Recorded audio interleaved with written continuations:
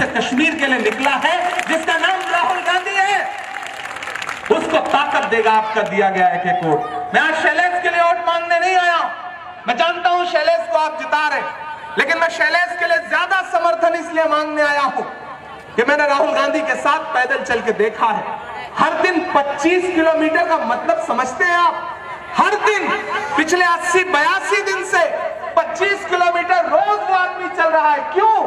क्योंकि उसका मकसद है भारत जुड़ जाए, मोहब्बत बढ़ जाए, ये जो नफरत फैली है वो नफरत खत्म हो जाए। वो हमारे लिए चल रहा है, वो आपके लिए चल रहा है, वो डॉक्टर बाबा साहब भीमराव अंबेडकर के संविधान के लिए चल रहा है, जमहूरियत के लिए चल रहा है। मैंने एक दिन राहुल जी से पूछा चलते चलते कि आपके पैर में छाले नहीं आए? तो बोले मतलब? मैंने कहा भैया आपके पैर में छाले नहीं आए? तो उन्होंने पलट के मुझसे कहा कि तुम्हारे पैर में आए। मैंने कहा हाँ मेरे पैर में तो कुछ छाले आए, लेकिन मैं तो ये सोचता चल रहा हूं कि अभी से पैर के छाले न देखो, अभी तो ये सफर की इब्तिदा है।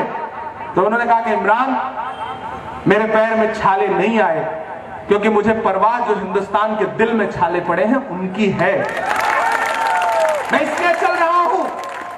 तो मैं आपसे यह कहना चाहता हूं कि कांग्रेस गुजरात में सरकार बनाने जा रही है, और आप जानते हैं कि कांग्रेस की सरकार बनी तो शैलेश परमार सिर्फ विधायक नहीं रह जाएंगे। उस सरकार में कोई बड़ा शानदार सा कैबिनेट होगा और शैलेश परमार कैबिनेट मंत्री होंगे, इसमें कोई दो राय नहीं है। तो मैं आपसे यह कह रहा हूं कि इस बार वोट देने जाइएगा तो सिर्फ विधायक मान करके वोट मत दीजिएगा कि विधायक चुनने जा रहे हैं। इतनी जोर से 2 नंबर, अच्छा बड़ा प्लान करके उन्होंने 2 नंबर दिया होगा, लेकिन उन्हें पता नहीं है शाह आलम के लोग हैं, इन्हें 2 नंबर, 1 नंबर और 3 नंबर में मत उलझाओ। ये सब जानते हैं, सारे नंबर इनको पता है, सारे खेल इनको पता है। ये सरकार की किसी साजिश में आने वाले लोग नहीं है। और मेरी माओ बहनों, मैं आपसे एक बात कह रहा हूं, अगर भाजपा की लाई हुई महंगाई ने सबसे ज्यादा किसी का नुकसान किया है तो आपका किया है।